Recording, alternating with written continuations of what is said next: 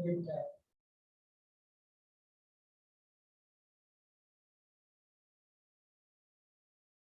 मिलता है।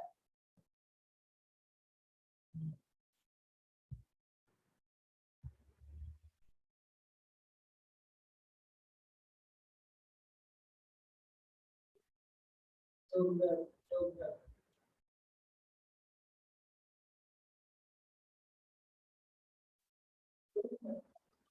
मिलता है।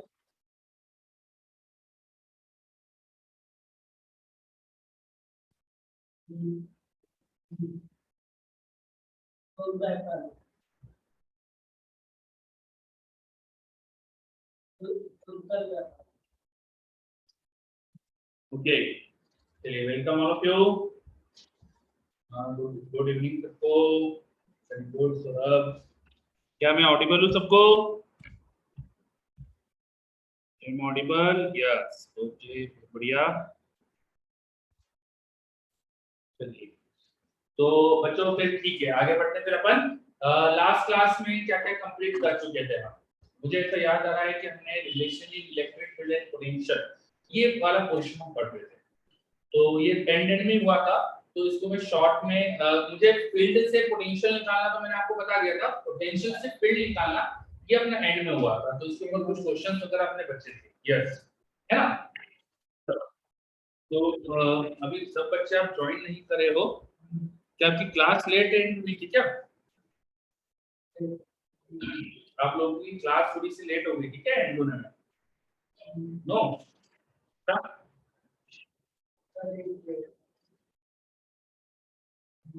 चलिए, ओके। तो लास्ट क्लास में हमने क्या क्या पढ़ा था? हम एंड में पढ़ रहे थे relation in electric field and potential में। हमने पढ़ा था कि अगर पोटेंशियल दिया हो, पोटेंशियल हमें कई बार एक फंक्शन के फॉर्म में दिया जा सकता है। अब function in x y z, position का फंक्शन। हमें कई बार पोटेंशियल स्पेस की प्रॉपर्टी होती है पोटेंशियल, तो स्पेस के कोऑर्डिनेट्स एक्स वाई जेड के फॉर्म में हमें फंक्शन मिल सकता है। तो अगर स्पेस में हमें पोटेंशियल पता हो और हमें इलेक्ट्रिक फील्ड निकालना हो, तो हम क्या करते हैं? इलेक्ट्रिक फील्ड के कंपोनेंट्स निकाल सकते हैं हम। इलेक्ट्रिक फील्ड का एक्स कंपोनेंट होता है minus del p by del x. Electric field का वाई कंपोनेंट होता है minus del p by del y. And electric field का z कंपोनेंट होता है minus del p by del z। तो ये जो कंपोनेंट्स है इलेक्ट्रिक फील्ड के, ये कैसे निकाले थे अपन ने? हमने बेसिकली क्या पढ़ा था कि जो पोटेंशियल होता है वो इंटीग्रेशन ऑफ इलेक्ट्रिक फील्ड होता है, एंड फिर इलेक्ट्रिक फील्ड के पोटेंशियल के डिफरेंशिएशन से फिर इलेक्ट्रिक फील्ड मिलना चाहिए।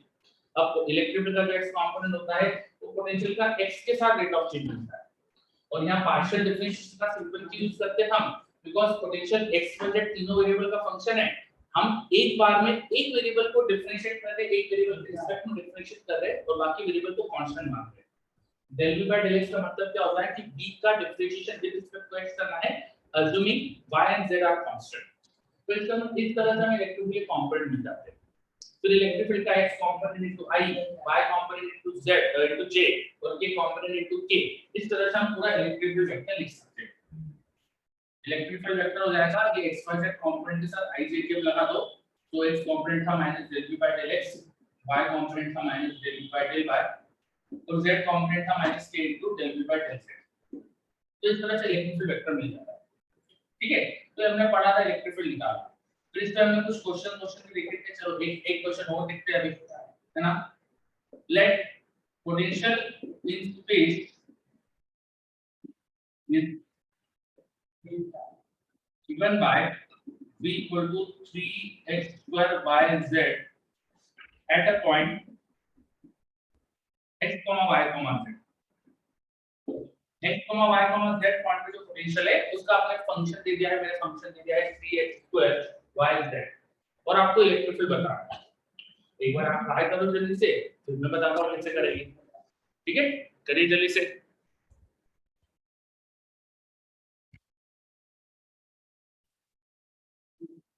कई बच्चे लेट ज्वाइन हुए हैं, तो उन सबको बता दूं कि हमने जस्ट स्टार्ट ही करा है। आई वाज जस्ट रिकैप करा रहा था हमने क्या पढ़ा था लास्ट क्लास में, और आपको एक क्वेश्चन दिया है अभी बस, है ना। फटाफट इस पोटेंशियल के इलेक्ट्रिक फील्ड करेंगे, चलिए जल्दी से।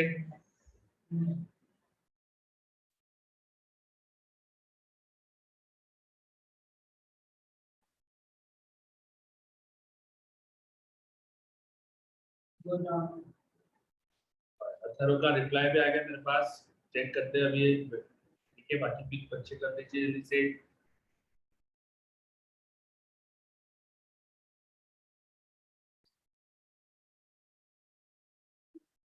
का रिप्लाई आ गया है कि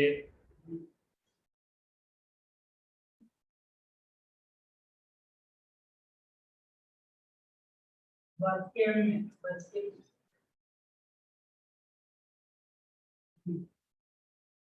देखिए क्वेश्चंस आपने 11th क्लास में भी करे हैं।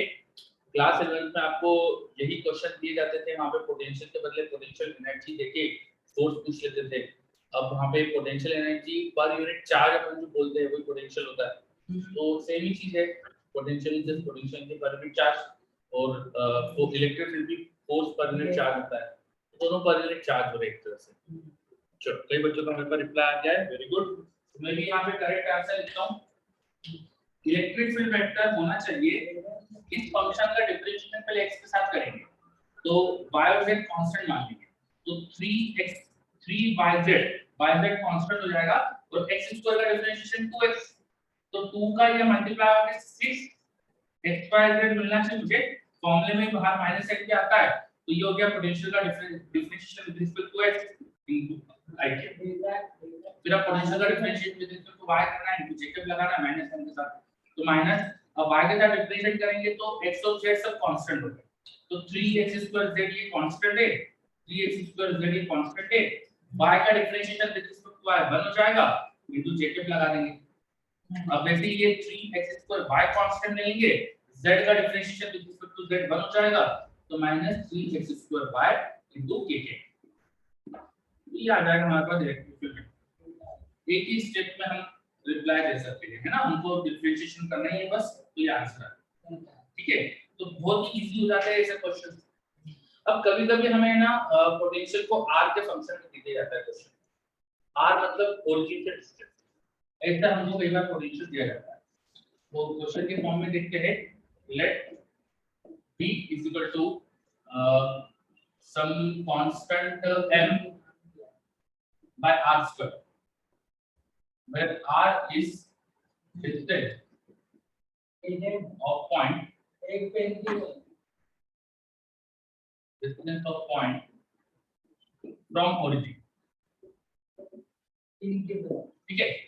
तो किसी पॉइंट का पोटेंशियल आपको ऐसे फंक्शन में दे दिया है, m by r square है, इस कांस्टेंट m कोई इस तरह का कांस्टेंट है, और potential m by r square है, किसी पॉइंट का पोटेंशियल ओरिजिन से डिस्टेंस r square के इनवर्स में प्रोपोर्शनल दे दिया है, ठीक है। अब आपको बताना है स्पेस में इलेक्ट्रिक फील्ड क्या होगी, फाइंड p वेक्टर। तो ऐसी सिचुएशन में क्या करेंगे जब पोटेंशियल r के फंक्शन में दिया है, तो अब जब पोटेंशियल xyz के फंक्शन में था तो xyz के रिस्पेक्ट में डिफरेंशिएट करते थे, r के फंक्शन में तो r के रिस्पेक्ट में डिफरेंशिएट करेंगे, x के रिस्पेक्ट में डिफरेंशिएट करके इनटू i कैप लगाते थे, तो r के रिस्पेक्ट में डिफरेंशिएट करके इनटू r कैप लगा देना, है ना। यहां इलेक्ट्रिक फील्ड हो जाएगी minus del v by del r times r cap, इस तरह से अपन निकाल सकते हैं इलेक्ट्रिक फील्ड। और अब क्योंकि एक ही वेरिएबल पर डिपेंडेंट है पोटेंशियल, तो आपको डेल लगाने की भी जरूरत नहीं है, आप यहां dv by dr भी लिख सकते हो, तो potential is only dependent on one variable r, so it will be minus dv by dr into r cap. करिए आंसर निकालिए क्या आएगा, मेरे पास रिप्लाई भी आ गया, वेरी गुड। तो ऐसे भी करिए नीचे,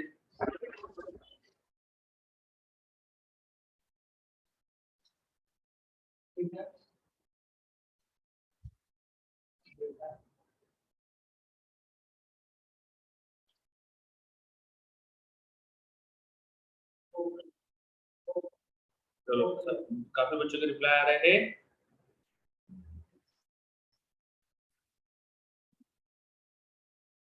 तो अब इलेक्ट्रिक फील्ड अलग क्या लिख दीजिए, बस डिफरेंशिएट तो करना बचा है यहाँ पे, तो ई वेक्टर आ जाएगा माइनस, इसको r के साथ डिफरेंशिएट करोगे तो r की पावर -2 का डिफरेंशिएशन हो जाएगा, m तो कांस्टेंट है, और r की पावर -2 का हो जाएगा -2 r की power -3 into r cap, into r cap. तो थोड़ा सा अरेंज करके लिख दो, this is becoming 2m by r की पावर 3 टाइम r कैप, ये आंसर है। और चाहो तो एक काम करो, न्यूमरेटर डिनोमिनेटर का r से मल्टीप्लाई कर दो, r एक तो r के को r वेक्टर में लिख सकते हो, तो इस तरह से भी आंसर रिपोर्ट कर सकते हो आप, न्यूमरेटर में r वेक्टर बना के, हां ऐसे भी रिपोर्ट कर सकते हो। And if you don't like that तो आप पहले से लिखा है वो भी लिख सकते हो। तो इस तरह से हमारे पास एक इलेक्ट्रिक फील्ड आ रहा है। अब r वेक्टर के अलाउंग इलेक्ट्रिक फील्ड है, मतलब ओरिजिन से किसी पॉइंट के पोजीशन वेक्टर के पैरेलल इलेक्ट्रिक फील्ड, ठीक है। चलो अब एक और चीज यहां पे समझ में आ रही है, मैंने शायद लास्ट क्लास में बता दी थी कि पोटेंशियल के ग्राफ के स्लोप से भी इलेक्ट्रिक फील्ड मिल सकता है, पोटेंशियल के ग्राफ के स्लोप से भी इलेक्ट्रिक फील्ड मिल सकता है, बिकॉज़ ये dv/dx क्या है, ये basically slope of the graph है ना। हमने ये भी पढ़ा था, slope of negative of slope of v versus x graph, तो वो आपको इलेक्ट्रिक फील्ड का x कंपोनेंट देगा, है ना। इलेक्ट्रिक फील्ड का x कंपोनेंट जो है it was minus del v by del x, तो v वर्सेस x ग्राफ के स्लोप का नेगेटिव, तो ऐसे क्वेश्चन में मिल सकते हैं अपन को इलेक्ट्रिक फील्ड का, अपन को ग्राफ पूछ सकते हैं अगर पोटेंशियल ग्राफ दे दिया तो। जैसे क्वेश्चन देता हूं मैं एग्जांपल के लिए आपको, सपोज x एक्सिस पे चलने पर जो पोटेंशियल है उसका ग्राफ ये है, तो ग्राफ पर पोटेंशियल यहां पर 10 वोल्ट का पोटेंशियल हो रहा है, यहाँ x इक्वल टू 2, यहाँ x इक्वल टू 4 और यहाँ x इक्वल टू 6, ठीक है। चलो तो ये मैंने पोटेंशियल वर्सेस का ग्राफ दिया है, अब आपको इलेक्ट्रिक फील्ड वर्सेस x का ग्राफ बनाना है, करो try. Electric field versus x का ग्राफ प्लॉट करें, करिए try. Electric field versus x का ग्राफ बनाना,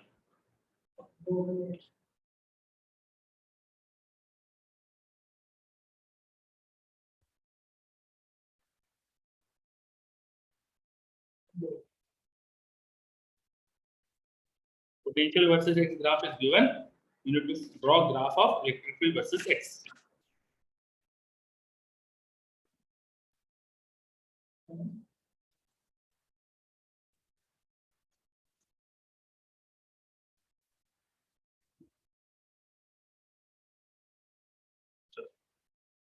थोड़ा बताइए किस तरह से बनेगा।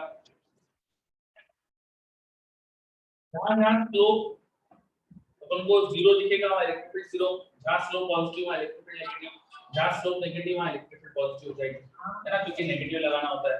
तो शुरू में स्लोप पॉजिटिव है, स्लोप होता है स्ट्रेट लाइन का स्लोप हो जाएगा change in y coordinate upon change in x coordinate, change in y coordinate is 10, change in x coordinate is 2, तो स्लोप here is 5, उसका नेगेटिव होगा फिर इलेक्ट्रिक फील्ड, तो इसका जो करस्पॉन्डिंग इलेक्ट्रिक फील्ड का ग्राफ बनना चाहिए, इनिशियली स्लोप इज 5 तो इलेक्ट्रिक फील्ड होगी -5, शुरू में इलेक्ट्रिक फील्ड -5, फिर मिलना चाहिए 0, फिर मिलना चाहिए +5, ऐसा आपको ग्राफ मिलना चाहिए इलेक्ट्रिक फील्ड का step wise, -5 0 and then last में +5, और ये अपन को x इक्वल टू 2, यहाँ x इक्वल टू 4 और यहाँ x equal to 6, this will be the graph of electric field. यार समझे?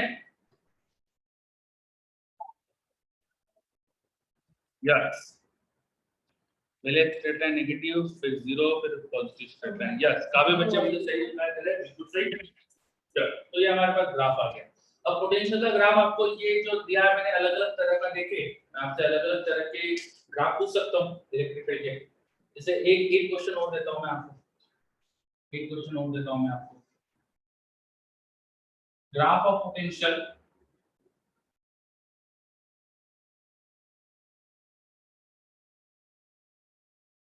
मैंने दे दिया आपको कुछ इस तरह से,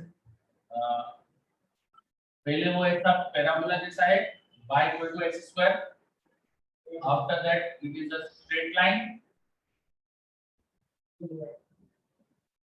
and after that it is constant,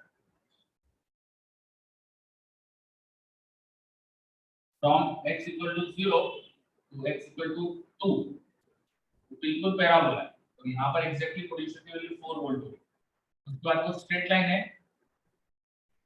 from x equal to 2 to x equal to 4,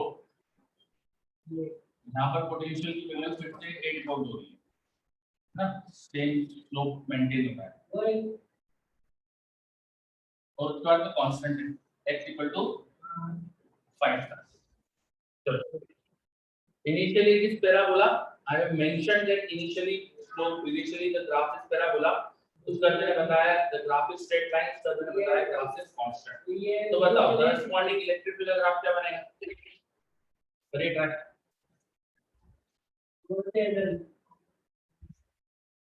तो मेरे पर रिप्लाई आ रहा है, ठीक है, चेक करेंगे, बाकी बच्चे भी कर लीजिए. नहीं तो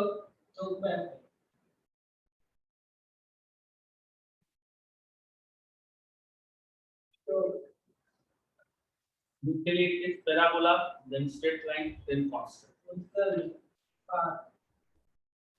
एक ही रिप्लाई आ रहा है मेरे पास, बाकी बच्चे भी बताइए.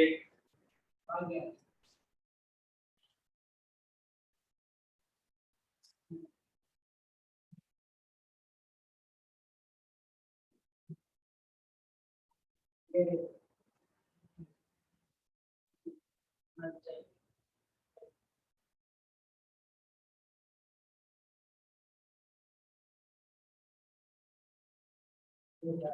चलो ऋत्विक का भी आंसर आया, वेरी गुड. तो मैं भी बताता हूँ कि कैसे करना था.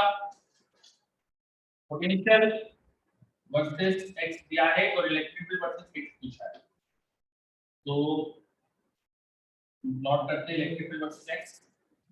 Initially parabola, differentiation will be straight line. Parabola को डिफरेंशिएट करो तो स्ट्रेट लाइन मिलेगा. तो इलेक्ट्रिक फील्ड और ग्राफ देखो, ध्यान से देखो, तो x = 2 पे जस्ट स्क्वायर हो गया है, 4 हो गया है ना. तो y = x² जैसा ग्राफ है. डिफरेंशिएट करोगे तो 2x मिलेगा. तो स्लोप 2 की लाइन मिलना चाहिए, पर अपन को नेगेटिव लगाना पड़ता है, तो इसलिए -2 की लाइन बना देंगे. तो इनिशियली -2 स्लोप की लाइन मिलेगी. कैसे? फिर ये स्लोप 2 की स्ट्रेट लाइन है, तो फिर इलेक्ट्रिक फील्ड कांस्टेंट हो जाएगी.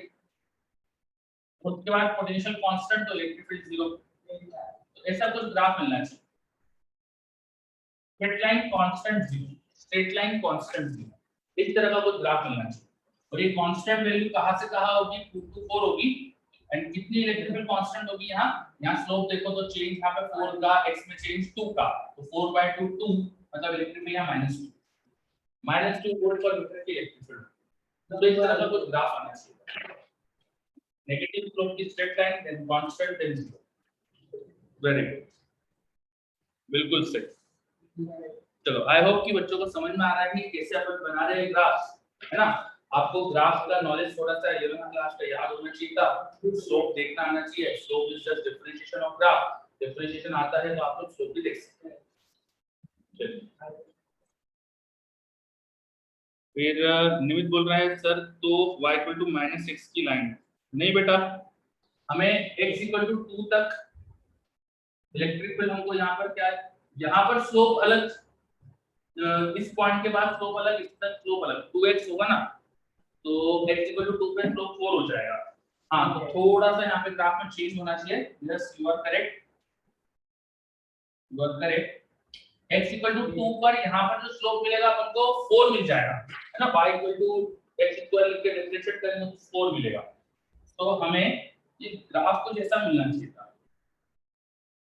इस तरह से कुछ ग्राफ होना चाहिए. ठीक है, -4 और यहाँ -2, ऐसा हमें ग्राफ मिलना चाहिए. बिकॉज़ इनिशियल अपन को 2x ग्राफ था, तो 2x x = 2 पर आपको 4 देगा इलेक्ट्रिक फील्ड. तो यहाँ पर -4 तक इलेक्ट्रिक फील्ड जाएगी, एंड उसके बाद ये स्ट्रेट लाइन में स्लोप अलग है ना. तो आई होप कि अब सही है. देख लीजिए, निमित सही है, ऋत्विक सही है, देख लीजिए. ओके, वेरी गुड, है ना. चलो, तो वहां में से फिर ड्रॉ करने में थोड़ी सी गलती हुई है. इसको मुझे स्लोप मैंने एक जैसा दिखा दिया, ये मुझे एक जैसा नहीं दिखाना चाहिए था, है ना. तो यहाँ थोड़ा सा उधर स्केल ग्राफ में बनाता तो कैसा दिखना चाहिए था. ठीक है, थोड़ा सा यहाँ पे ग्राफ में स्लोप का वेरिएशन हमें दिखना चाहिए था. इस तरह का कुछ ग्राफ दिखना चाहिए. तो ये हमारे पास पोटेंशियल वर्सेस x के ग्राफ से इलेक्ट्रिक वर्सेस ग्राफ बनाना आ गया हमको. हमने इलेक्ट्रिक फील्ड के स्पेसेस में पोटेंशियल डिफरेंस निकालना सीखा था. तो एक सिचुएशन और अपन करते हैं. हमने पढ़ा था कि जब मेरे पास बहुत लार्ज प्लेट हो तो उसकी वजह से यूनिफॉर्म इलेक्ट्रिक फील्ड क्रिएट होती है. तो यूनिफॉर्म इलेक्ट्रिक फील्ड हमें पता है किस सिचुएशन में बनती है. यूनिफॉर्म इलेक्ट्रिक फील्ड में पोटेंशियल डिफरेंस क्या होता है दो पॉइंट का, वो निकाल दिया। Potential difference in uniform electric field, potential difference in uniform electric field. Suppose कोई प्लेट है थी जिसपे चार्ज डेंसिटी कुछ सिग्मा वगैरह, इसकी वजह से यूनिफॉर्म इलेक्ट्रिक फील्ड क्रिएट होगी। तो इलेक्ट्रिक फील्ड आपको फील्ड लाइंस को इस तरह से दिखता है, ठीक है। मान लीजिए यहाँ इलेक्ट्रिक फील्ड E है and there are 2 points A and B like this, है ना। A B को एक्सप्लेन करने के लिए, समझाने के लिए मैं यहाँ पर ऐसा ट्रायंगल बना रहा हूँ, और ये जो डिस्टेंस है इस L, ये जो हाइट है वो h, और AB का आपको लेंथ हो जाएगी root over h square plus l square. Now find potential difference of AB, potential of A minus potential of B। Electric field space में इलेक्ट्रिक फील्ड E है, तो आप लोगों को आता है पोटेंशियल डिफरेंस निकालना, तो स्पेस की इलेक्ट्रिक फील्ड कांस्टेंट है, मैंने यहाँ पे आपको बता दी है कि there is a uniform electric field, constant electric field in the region, we need to find potential difference between दो पॉइंट्स। करिए, ट्राई करिए।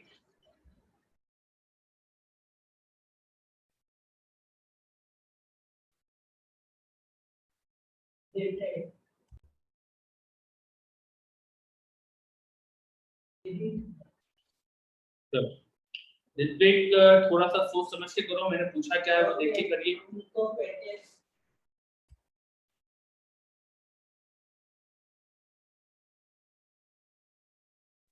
सर हाँ बोलिए सर। सर एक बार आप क्वेश्चन रिपीट कर दीजिए। तो क्वेश्चन में रिपीट कर देता हूँ फिर से। There is a space in which there is uniform electric field, uniform electric field is E, और इस स्पेस में आपको दो पॉइंट दिखाए मैंने A और B, उनका पोटेंशियल डिफरेंस पूछा है, और आपको A और B को मेंशन कर दिया मैंने अच्छे से, L H क्या है ये बताया मैंने आपको, ठीक है। करिए ट्राई। कशिश, हाँ देख रहा हूँ मैं थोड़ा।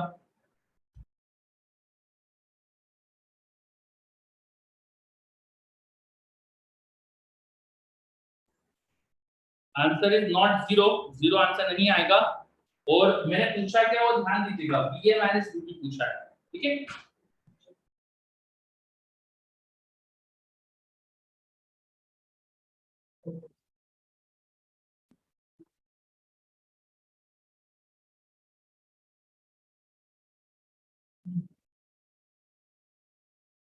Yes sir.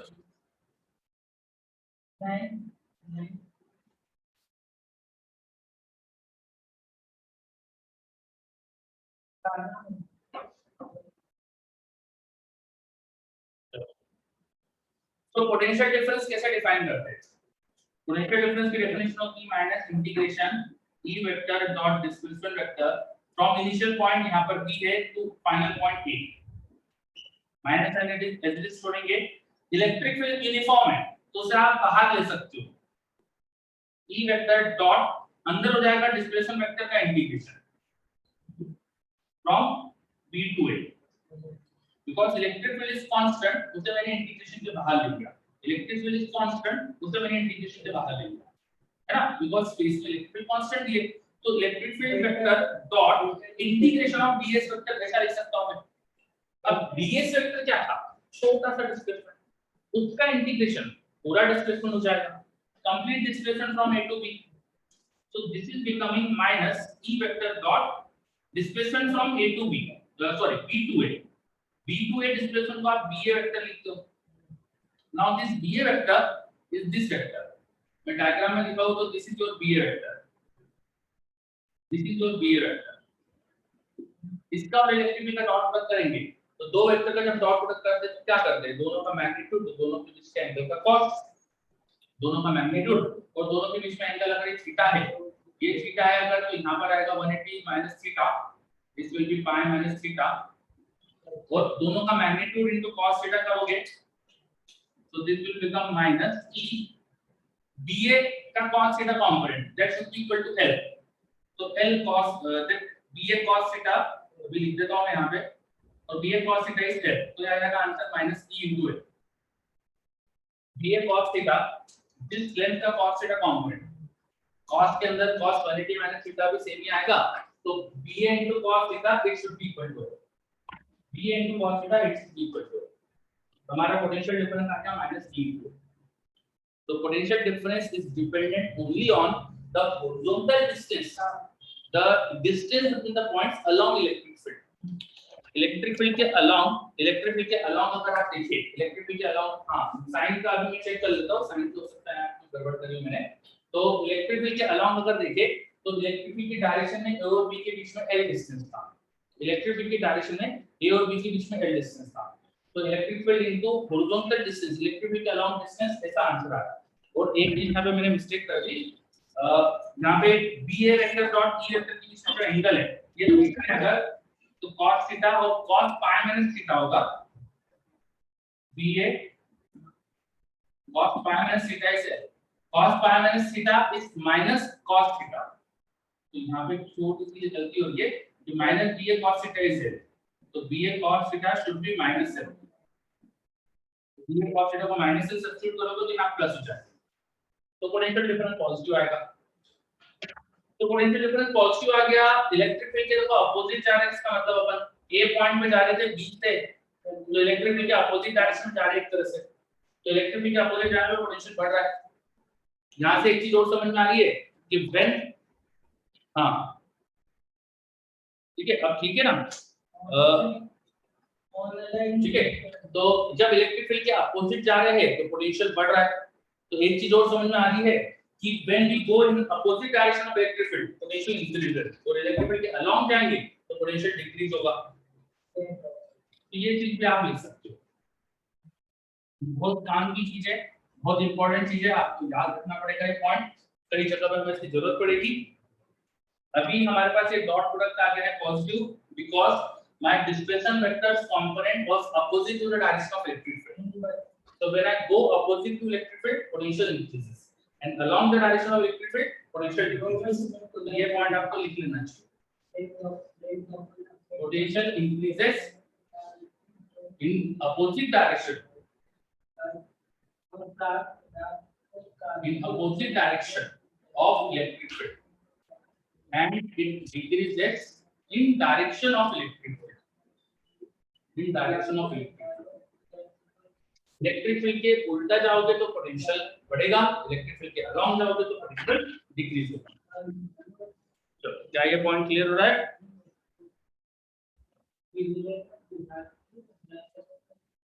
कशिश मैं देखता हूँ कुछ, और मेरे पास लिमिट का कुछ डाउट आया सर, बट स्फीयर के अंदर तो कांस्टेंट इलेक्ट्रिक फील्ड होती है एंड एवरीवेयर इनसाइड डेल्टा भी 0 होता है, तो यहाँ क्यों नहीं? स्फीयर के अंदर कांस्टेंट इलेक्ट्रिक फील्ड होती है ऐसा कहा, ये मतलब गलत बोल रहा हूं, स्टेटमेंट ही शुरुआत से गलत है।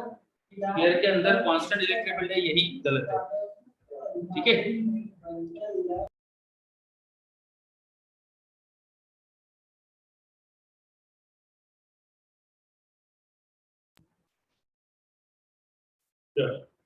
और स्फेरिकल शेल में इलेक्ट्रिक फील्ड कांस्टेंट नहीं होती बेटा, वहां 0 होती है। अगर मेरे पास मेटल का शेल है ना, मेटल, तो मेटल के अंदर इलेक्ट्रिक फील्ड 0 होती है, ठीक है। तो थोड़ा सा आपका स्टेटमेंट में आपको करेक्शन करना चाहिए। अभी point clear? Uniform electric field में पोटेंशियल डिफरेंस कैसे निकालते हैं समझ में आ रहा है? अगर हमारे पास यूनिफॉर्म इलेक्ट्रिक फील्ड का रीजन है, आपको दो पॉइंट के बीच में पोटेंशियल डिफरेंस चाहिए, तो उन दोनों पॉइंट में इलेक्ट्रिक फील्ड के पैरेलल क्या डिस्टेंस है वो देखो, वो डिस्टेंस इनटू इलेक्ट्रिक फील्ड ये आपको पोटेंशियल डिफरेंस देगा। Whenever I have uniform electric field, electric field के along जो डिस्टेंस है वो इलेक्ट्रिक फील्ड में मल्टीप्लाई कर दो, you will get potential difference। Clear?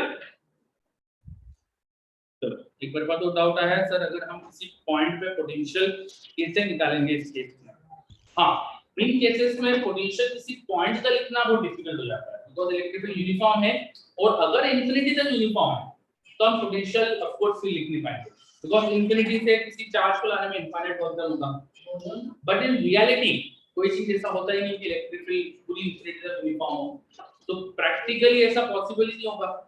Theoretically यहां पर पोटेंशियल लिख नहीं पाएंगे, ठीक है। थ्योरेटिकली ऐसे क्वेश्चन में अपन पोटेंशियल लिख नहीं सकते, बट प्रैक्टिकल ऐसी सिचुएशन कभी बनेगी, ठीक है।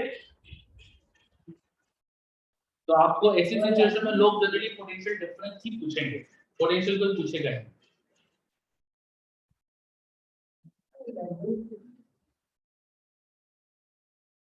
ओके चलिए बहुत बढ़िया। तो हमने इलेक्ट्रिक फील्ड के स्पेसेस में पोटेंशियल डिफरेंस भी निकालना सीखा। अब ये बताओ मैं अगर इस तरह से मूव करता तो पोटेंशियल डिफरेंस क्या आता? अगर इलेक्ट्रिक फील्ड के परपेंडिकुलर मूव करता तो पोटेंशियल डिफरेंस क्या आता? 0 आता। वेरी गुड, है ना। मतलब मैं यहाँ पर ऐसी अगर लाइंस बनाऊंगा या ऐसे प्लेन्स बनाऊंगा तो मुझे उन पे पोटेंशियल कांस्टेंट मिलेगा। मैं इस तरह की यहाँ पर अगर लाइंस बनाऊं तो इन सारी लाइन से पोटेंशियल कांस्टेंट होगा। इस तरह की लाइन से पोटेंशियल कांस्टेंट होगा। सही बात है ना? यस। तो ऐसे स्पेसेस, ऐसे कर्व, ऐसे सरफेसेस जिन पे पोटेंशियल कांस्टेंट होता है उन्हें कहते हैं इक्विपोटेंशियल सरफेस। तो अपन नेक्स्ट चीज पे आ रहे हैं, equipotential surface.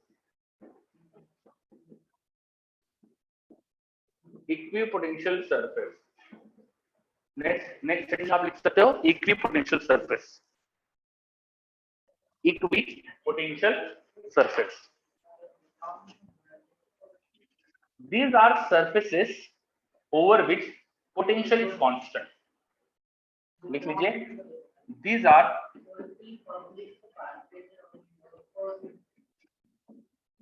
surface over which potential is constant. ऐसी सरफेसेस जिन पे पोटेंशियल कांस्टेंट है उन्हें हम बोल देते हैं इक्विपोटेंशियल सरफेस। फॉर एग्जांपल इस केस में किसी एक लार्ज प्लेट के सामने उसके पैरेलल हम अगर प्लेन बनाएंगे तो वो इक्विपोटेंशियल सरफेस है। किसी लार्ज प्लेट के सामने equipotential surfaces are parallel surfaces. उसके पैरेलल, जैसे मेरे पास एक प्लेट है जिसमें कुछ चार्ज डिस्ट्रीब्यूटेड था, इस प्लेट की वजह से इसके सामने इसके पैरेलल अगर मैं प्लेन्स बनाऊं तो कुछ इस तरह के मुझे इक्विपोटेंशियल सरफेस दिखेगी यहाँ पर। These are equipotential surfaces. ऐसी सरफेसेस जिन पे पोटेंशियल कांस्टेंट होता है इनको बोलते हैं इक्विपोटेंशियल सरफेस। तो एक प्लेट के पैरेलल जितने भी प्लेन होंगे ये सब इक्विपोटेंशियल सरफेस है। Is it clear? और आप इमेजिन कर सकते हैं क्या? अच्छा बताओ, पॉइंट चार्ज के आसपास अगर देखें तो मुझे कैसी सरफेस दिखना चाहिए इक्विपोटेंशियल? अगर मेरे पास एक पॉइंट चार्ज है, this is a point charge,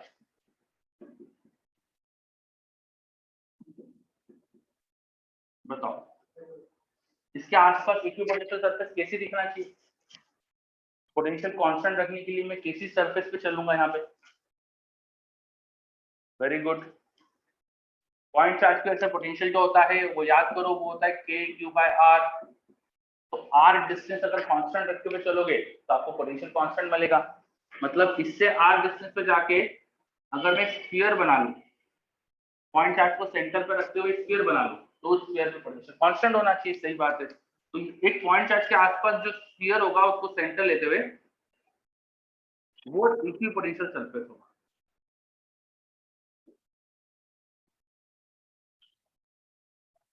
ठीक है। एंड सिमिलरली मान लो मेरे पास एक इनफाइनाइट लेंथ की रॉड है, एक इनफाइनाइट रॉड जिसपे चार्ज डेंसिटी लैम्डा थी। इनफाइनाइट रॉड है जिसपे चार्ज डेंसिटी लैम्डा थी, तो इसके लिए कैसी होगी इक्विपोटेंशियल सरफेस इनफाइनाइट रॉड के लिए?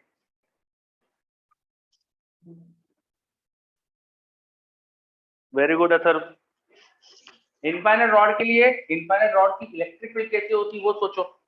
इलेक्ट्रिक फील्ड रेडियल डायरेक्शन में होती है आउटवर्ड, पर ऊपर नीचे सिमेट्रिक होती है। ऊपर नीचे जाने पे अगर हम इलेक्ट्रिक फील्ड के हम ऊपर नीचे जाएंगे तो इलेक्ट्रिक फील्ड के परपेंडिकुलर जाएंगे, इलेक्ट्रिक फील्ड के परपेंडिकुलर पोटेंशियल चेंज नहीं होगा। तो बिकॉज रॉड के लिए ऐसी रेडियली आउटवर्ड इलेक्ट्रिक फील्ड है, तो अगर मैं ऐसे ऊपर नीचे जाऊंगा तो पोटेंशियल चेंज नहीं होना चाहिए। तो यहाँ हमें इक्विपोटेंशियल सरफेस सिलिंडर्स मिलना चाहिए। रॉड को एक्सिस लेके अगर मैं सिलेंडर बनाऊंगा तो ये हमें इक्विपोटेंशियल सरफेस दिखना चाहिए। This should be the equipotential surface of the rod. समझ में आ रहा है डिफरेंट सिचुएशन?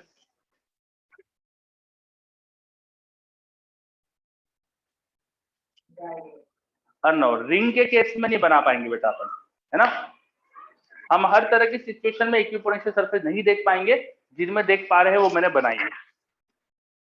देखिए अच्छे से,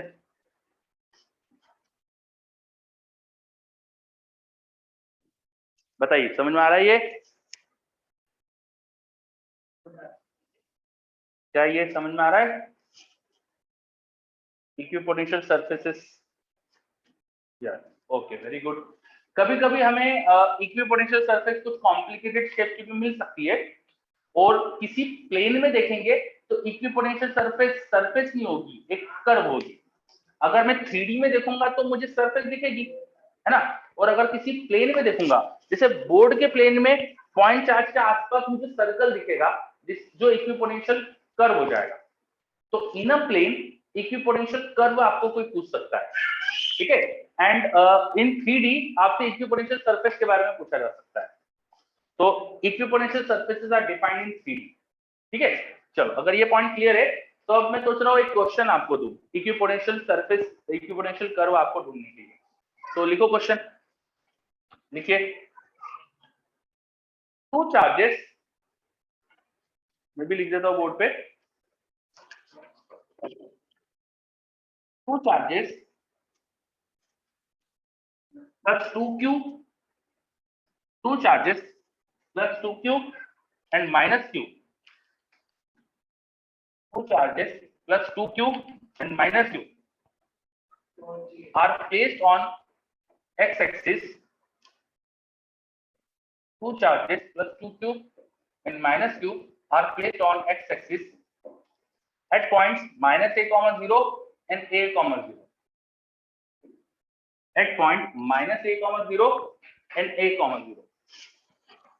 Two charges plus 2q and minus q are placed on x-axis at point minus a comma 0 and a comma 0. Find the curve in xy plane. Find the curve in xy plane. Find curve, equation of curve in xy plane at which potential is constant. चलो करो try. xy plane में उस curve की equation निकालो जिससे potential constant है। And एक काम करो, सिंपलिसिटी के लिए थोड़ा आपके लिए आसान हो जाए, potential is constant equal to 0, मैं आपको 0 दे देता हूं पोटेंशियल, है ना। पोटेंशियल 0 है, ऐसे कर्व की इक्वेशन बताओ। करो ट्राई, करिए से try. I am giving you 2 minutes, जल्दी से करके बताइए।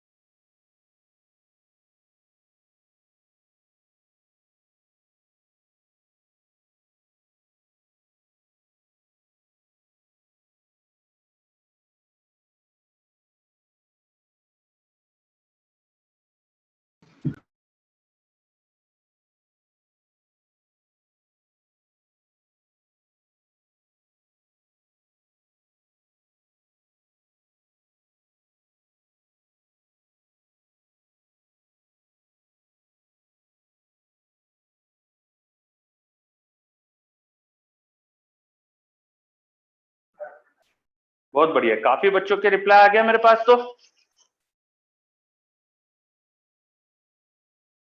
तो ये जो आपने रिप्लाई करे हैं, बताइए जल्दी से, ये किसकी इक्वेशन है? आपको किसकी इक्वेशन समझ में आ रही है? ये क्या कर्व है ये? यस, वेरी गुड दक्ष, अथर्व, वेरी गुड। अर्नव नहीं बेटा, सर्कल है वो, है ना। अगर आप ढंग से यहाँ पे कैलकुलेट करेंगे तो आपको एक सर्कल की इक्वेशन मिलेगी। मान लीजिए कोई जनरल पॉइंट x, y, वहां पे पोटेंशियल 0 है, तो पोटेंशियल किसी पॉइंट पे क्या लिख सकते हैं? +2q और -q से लिखेंगे तो +2 का होगा k +2q upon distance. Distance should be x + a का स्क्वायर प्लस y स्क्वायर का रूट, प्लस -q की वजह से पोटेंशियल होगा k -q upon distance. Distance हो जाएगी x - a का स्क्वायर प्लस y स्क्वायर का रूट, एंड दिस इज 0। हमें पोटेंशियल 0 चाहिए, तो इसे थोड़ा सा अरेंज करो। तो आपको मिल रहा है 2 into root over x - a का square plus y square is equal to root over x + a का स्क्वायर प्लस y स्क्वायर। दोनों साइड स्क्वायर कर दो, you will get 4 into x - a का होल स्क्वायर ओपन कर लो तो x square plus a square minus 2ax plus y square is equal to x square plus a square plus 2ax plus y square. सब चीज एक तरफ लेके आ जाओ, तो 4x square minus x square you will gate 3x square, 4a square minus a square you will gate 3a square, 4 2 8 minus 8ax minus 2x तो minus 10ax, 4 minus y तो 3y square equal to 0। ये equation मिल रही है, ये equation मिल रही है आपको। इसे 3 से डिवाइड कर दीजिए और थोड़ा सा अरेंज करने की कोशिश करिए, थोड़ा सा चेंज करिए इसे, तो आपको मिलेगा ये इक्वेशन सर्कल की है। आप लोग 10th क्लास अभी 11th क्लास में आपने पढ़ा है कि किसी कर्व की इक्वेशन सर्कल है कि इलिप्स है, कैसे पहचानते हैं। तो आपको कुछ पढ़ाया भी क्या है, वहां से भी चेक कर सकते हैं कि इक्वेशन सर्कल की है। इसका सेंटर भी ढूंढ सकते हो, इसकी रेडियस भी ढूंढ सकते हो आप, इसे प्रॉपर स्क्वायर में कन्वर्ट करके। ठीक है, चलो, तो ये हमारे एक सर्कल की इक्वेशन मिल रही है। हेंस वो कर्व जिस पर, यस मुझे ऋषित का कुछ ऋषित लिख रहा है, इसे प्रॉपर एक सर्कल की इक्वेशन में कन्वर्ट हो जाएगा ये, है ना। ये 3 से डिवाइड कर लो और फिर इसको परफेक्ट स्क्वायर बनाने की कोशिश करो। चलो मैं करके बता देता हूं आपको। इसे 3 से डिवाइड करो, जस्ट अ सेकेंड।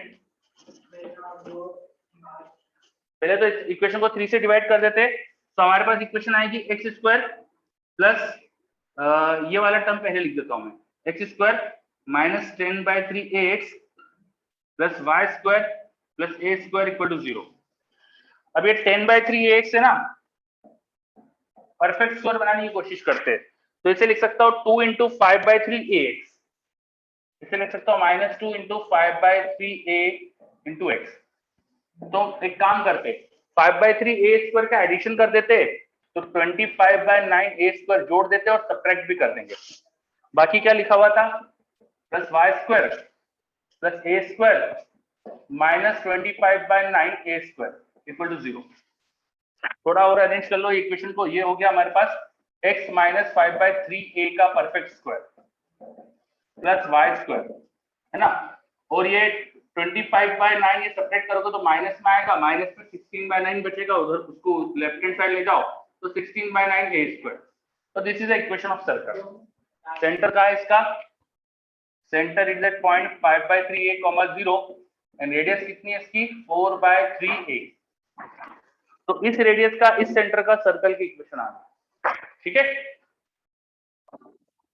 चलो, तो काफी बच्चों ने मुझे रिप्लाई कर दिया था, बहुत बढ़िया। तो अगर मैं 3D में पूछता, अभी तो मैंने 2D में देख लिया, थोड़ा सा आसान है, आपने 3D पढ़ा नहीं है, आप जब 3D पढ़ लोगे तो आपके लिए 3D भी आसान हो जाएगा, है ना। मैथ्स में आपको 3D चैप्टर पढ़ाया जाएगा, तो general point x y z भी ले सकता था, एक्स वाई जेड लेके भी ट्राई करना और देखना किस तरह की इक्वेशन आ रही है, ठीक है, कोशिश करना, हो सकता है वो भी ऐसे कन्वर्ट हो जाए, तो ट्राई वैसा कोशिश करना, ठीक है। और वो भी शायद है ना स्फीयर की इक्वेशन आ जाएगी, चलिए चेक करिएगा। तो हमने देखा कि कैसे हम इक्विपोटेंशियल सरफेसेस के क्वेश्चन आ सकते हैं। इक्विपोटेंशियल सरफेस की डेफिनेशन क्या है वो भी पढ़ लिया अपन ने। अब इक्विपोटेंशियल सरफेस की प्रॉपर्टीज क्या होती है देखते हैं। तो लिखिए properties of equipotential surface. Properties of equipotential surface. Properties of equipotential surface. चलो पहला पॉइंट प्रॉपर्टी में, work done in shifting a charge, work done in shifting a charge from one point to another point on an equipotential surface, work done in shifting a charge from one point to another point on an equipotential surface, from a point to another point on an equipotential surface by electric field should be zero. By electric field should be zero. अगर मेरे पास कोई equipotential surface है और उस पर किसी charge को एक पॉइंट से दूसरे पॉइंट लेके जा रहा हूं, है ना, जैसे ये पॉइंट है मेरे पास ए और ये पॉइंट है बी, ये दोनों पॉइंट एक ही इक्विपोटेंशियल सरफेस पे, मेरे पास एक चार्ज यहाँ रखा था, इस चार्ज को घुमा फिरा के मैं बी तक लेके आया, तो इस प्रोसेस में इलेक्ट्रिक फील्ड का वर्क डन क्या होना चाहिए? Zero. Why? Because work done by electric field का नेगेटिव पर यूनिट चार्ज यही पोटेंशियल होता है, पोटेंशियल एनर्जी हो जाता है चार्ज इनटू पोटेंशियल डिफरेंस, और पोटेंशियल डिफरेंस यहाँ जीरो है तो वर्क डन जीरो होगा इलेक्ट्रिक फील्ड का। Is it correct? समझ में आ रहा है पॉइंट? इक्विपोटेंशियल सरफेस पे दो पॉइंट्स में किसी चार्ज को शिफ्ट करो तो work done by electric field should be zero. Is this point correct? Hrithik तो बोल रहा है यस, बाकी बच्चे यस, ओके, बहुत बढ़िया, चलो बहुत बढ़िया है ना। Work done by electric field in shifting a charge from one point to another point on an equipotential surface should be zero. पहला पॉइंट तो अपन ये समझा। दूसरा point, electric field lines are perpendicular to equipotential surface. Electric field lines are perpendicular to equipotential surface. Equipotential surface, electric field line equipotential surface के perpendicular होगी। क्यों? क्या कोई एक्सप्लेन कर सकता है? क्या कोई एक्सप्लेन कर सकता है शॉर्ट में? बताइए, ऐसा क्यों कह रहा हूं मैं? सर वर्क डन जीरो है उनके कारण। किससे बोलना? सर वर्क डन जीरो है तो उनका कोई कंपोनेंट ही नहीं होगा उस डायरेक्शन में। बिल्कुल सही, ऐसा बोल सकते हैं, है ना। और दूसरी चीज थोड़ी देर पहले पढ़ा भी था अपन ने, पोटेंशियल डिफरेंस अपन ने देखा था ना, दो छोटे से पॉइंट, दो बहुत पास की जो पॉइंट होते हैं उनका पोटेंशियल डिफरेंस होता है minus E vector dot displacement vector. अब इक्विपोटेंशियल सरफेस पे potential difference should be zero. आसपास के दो पॉइंट का पोटेंशियल डिफरेंस जीरो होना चाहिए। इक्विपोटेंशियल सरफेस पे अगर वो पोटेंशियल डिफरेंस अगर जीरो तो ये दोनों परपेंडिकुलर होना चाहिए। दो वेक्टर का डॉट प्रोडक्ट जीरो तो दोनों परपेंडिकुलर। इसका मतलब मैं इक्विपोटेंशियल सरफेस के दो पॉइंट में डिस्प्लेस करूंगा तो इलेक्ट्रिक फील्ड यहाँ पर और डिस्प्लेसमेंट एक दूसरे के परपेंडिकुलर होना चाहिए, तभी ऐसा हो सकता है। तो electric field line should be perpendicular to equipotential surface. बिल्कुल सही, बिल्कुल सही, बहुत बढ़िया। चलो अगला point, next point, two equipotential surface should not intersect.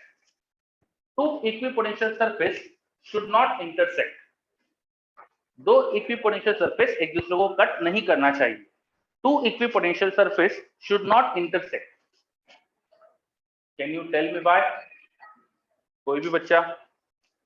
Sir क्योंकि वहां पे दो दो इलेक्ट्रिक फील्ड आ जाएगी।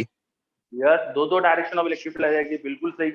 अगर इक्विपोटेंशियल सरफेस एक दूसरे को कट करे, तीसरा पॉइंट अपन ने पढ़ा, वो एक दूसरे को कट नहीं करना चाहिए, क्योंकि मान लो तो इक्विपोटेंशियल सरफेस थी, अगर कट करे तो इक्विपोटेंशियल सरफेस के परपेंडिकुलर होती है इलेक्ट्रिक फील्ड। ये वाली सरफेस दो परपेंडिकुलर इधर, इसके लिए परपेंडिकुलर इधर, दो परपेंडिकुलर हो जाएंगे एक पॉइंट पे, तो ये पॉसिबल ही नहीं है, तो कट ही नहीं करेगी। इसका मतलब ये पॉसिबल ही नहीं है। Two equipotential surface won't intersect, बिल्कुल सही। अगला पॉइंट, नेक्स्ट पॉइंट, फोर्थ या फिफ्थ जो भी नंबर हो, है ना, नंबर मैंने ध्यान नहीं रखा, आप देख लेना कौन सा नंबर आएगा। तो लिखिए next point, surface of conductor is an equipotential surface. Surface of conductor is an equipotential surface. Surface of conductor is an equipotential surface.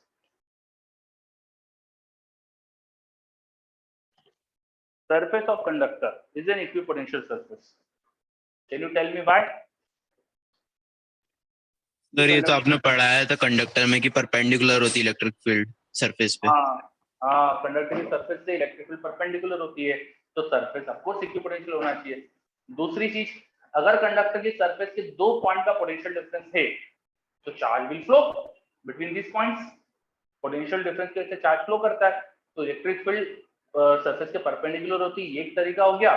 दूसरा, पोटेंशियल डिफरेंस जीरो होना चाहिए, अदरवाइज चार्ज विल फ्लो। तो of course charge flow तो करते ही, हम electrostatic की situation देख रहे होते हैं, तो यहाँ पर कंडक्टर की सरफेस इक्विपोटेंशियल होना चाहिए। बिल्कुल सही, वेरी गुड। चलो अगला पॉइंट फिफ्थ हो जाएगा। हम इक्विपोटेंशियल सरफेस जब ड्रॉ करते हैं तो इलेक्ट्रिक फील्ड लाइंस में हमने देखा था, जब इलेक्ट्रिक फील्ड लाइन क्लोज होती है तो इलेक्ट्रिक फील्ड स्ट्रांग होती है। यहाँ पर भी हम कुछ ऐसा रूल बना के रखते हैं कि हमारा ये चीज फॉलो हो जाए कि इक्विपोटेंशियल सरफेस क्लोज तो इलेक्ट्रिक फील्ड ज्यादा। इसके लिए हम क्या करते हैं, हम हमेशा ड्रॉ करते हैं इक्विपोटेंशियल सरफेस को कांस्टेंट पोटेंशियल डिफरेंस पे। जब भी मुझे इक्विपोटेंशियल सरफेस ड्रॉ करना होगी तो हम एक कांस्टेंट पोटेंशियल डिफरेंस के बाद ड्रॉ करेंगे, ठीक है। तो एक स्टैंडर्ड अपन यूज करते हैं कि इक्विपोटेंशियल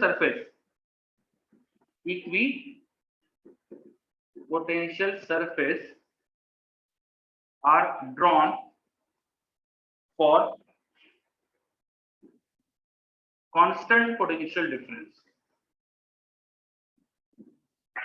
मतलब अपन ने डिसाइड कर लिया कि हर 10-10 वोल्ट के पोटेंशियल चेंज के बाद इक्विपोटेंशियल सरफेस ड्रॉ करेंगे, या 20-20 वोल्ट के बाद, या 50-50 वोल्ट के बाद, जो भी है, तो कोई कांस्टेंट वैल्यू डिसाइड कर ली और उतने पोटेंशियल ड्रॉप के बाद इक्विपोटेंशियल सरफेस बनाएंगे।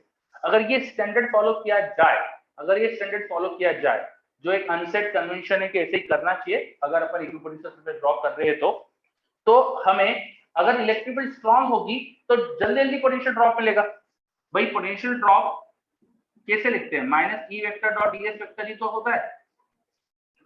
तो अगर इलेक्ट्रिक फील्ड स्ट्रांग तो स्मॉल डिस्प्लेसमेंट में पोटेंशियल ड्रॉप मुझे ज्यादा मिल जाएगा, और इलेक्ट्रिक फील्ड वीक तो ज्यादा डिस्प्लेसमेंट में मुझे सेम पोटेंशियल ड्रॉप मिलेगा। तो पोटेंशियल ड्रॉप सेम करने के लिए इलेक्ट्रिक फील्ड ज्यादा तो डिस्टेंस कम, इलेक्ट्रिक फील्ड कम तो डिस्टेंस ज्यादा। Hence, now equipotential surfaces will be closed if electric field is strong, and equipotential surfaces will be at large distance if electric field is weak.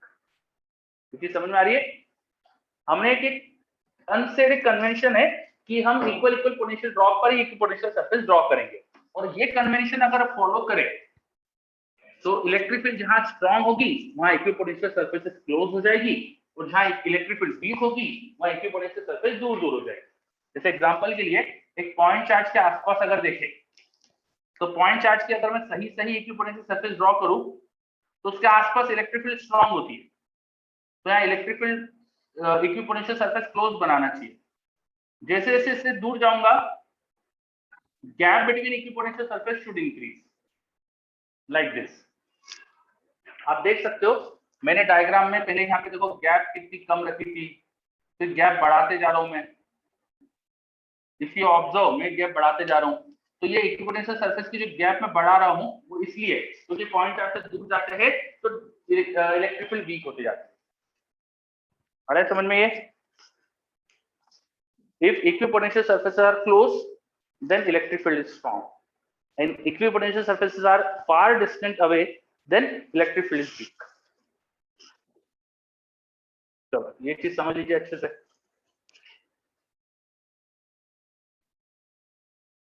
और मेरे पास एक doubt आ रहा है infinite rod में कैसा होगा, तो उसमें भी दिखने में ऐसे ही दिखेगा। इनफाइनाइट रॉड के केस में भी ऐसे ही कुछ होगा, पहले सिलेंडर थोड़े से क्लोज होंगे और थोड़ा आगे जाके सिलेंडर की बीच की गैप बढ़ते जाएगी। तो बना के दिखाता हूं मैं। अगर मेरे पास एक इनफाइनाइट लेंथ की सर ये रॉड, जो आपने बनाया है यही हो जाएगा ना उसका टॉप व्यू इनफाइनाइट रॉड वाले का? सही, टॉप व्यू ऐसे ही होगा, टॉप व्यू बिल्कुल ऐसे ही दिखना चाहिए, है ना। तो एक इनफाइनाइट लेंथ की रॉड के इक्विपोटेंशियल सरफेस होती है ऐसे सिलेंडर्स, कोएक्सियल सिलेंडर्स। इन सिलेंडर्स के बीच की डिस्टेंस बढ़ाते जाना जितना रॉड से दूर जाओ, ऐसा कुछ दिखेगा diagram. Now you can imagine कि क्या हो रहा है, ठीक है। कुछ ऐसा होगा, देखो distance between the cylinders is increasing as you go away from the rod. Initially distance ये थी, उसको थोड़ा और बड़ा कर दिया, उसको थोड़ा सा और बड़ा कर दिया, है ना। समझ पा रहे होंगे कि क्या कर रहा है। सो इक्विपोटेंशियल सरफेसेस अगर इक्वल इक्वल गैप पे दिख रही है, इसका मतलब क्या हो जाएगा, इक्वल इक्वल गैप पे दिख रही है तो क्या हो जाएगा, कुछ सर कोई लार्ज शीट होगी या यूनिफॉर्म इलेक्ट्रिक, सर कोई लार्ज शीट की गार्ड होगी। हाँ, यूनिफॉर्म इलेक्ट्रिक फील्ड आएगी, बिल्कुल सही, है ना। उस स्पेस में यूनिफॉर्म इलेक्ट्रिक फील्ड होना चाहिए, ठीक है। अगर इक्वल इक्वल गैप पर इक्विपोटेंशियल सरफेसेस है तो उस स्पेस में यूनिफॉर्म इलेक्ट्रिक फील्ड थी, तभी इक्वल इक्वल गैप पे सेम पोटेंशियल ड्रॉप आएगा, बिल्कुल सही। चलो तो ये नोट कर लीजिए इसे।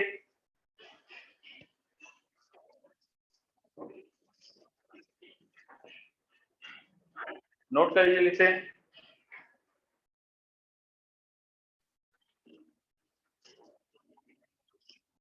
आज हमने इक्विपोटेंशियल सरफेस क्या होती है पढ़ा। उससे पहले अपन ने इलेक्ट्रिक फील्ड पोटेंशियल के रिलेशन के कुछ ग्राफ देखे थे, कुछ ग्राफ का क्वेश्चन देखे थे, है ना, क्वेश्चंस वगैरह देखे थे।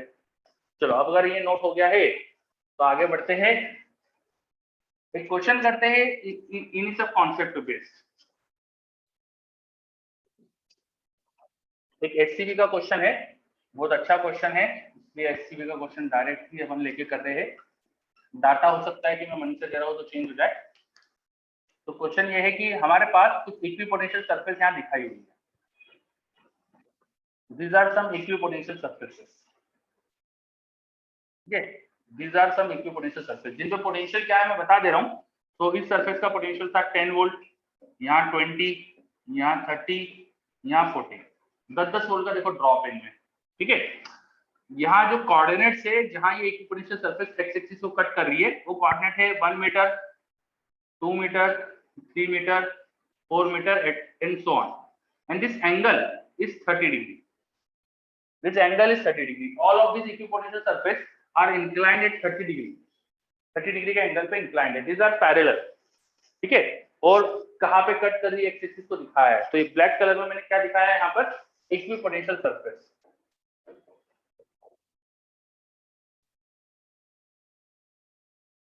बताओ, चलो अब आपको बताना है कि स्पेस में इलेक्ट्रिक फील्ड वेक्टर क्या है। Find E vector in the space. Electric field vector find करो स्पेस में, करिए ट्राई। स्पेस में इलेक्ट्रिक फील्ड कितनी है उसका वेक्टर फॉर्म में बताइए, magnitude and direction.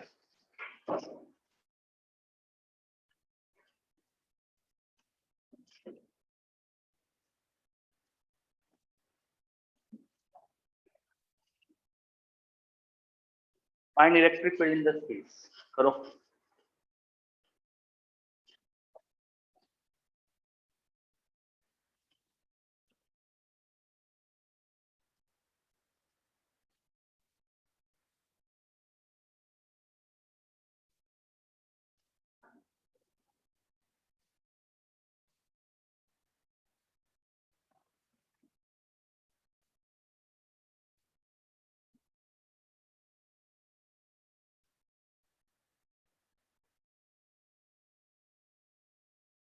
Magnitude and direction दोनों देना है बच्चों, ठीक है। वेक्टर फॉर्म पूछा है मैंने।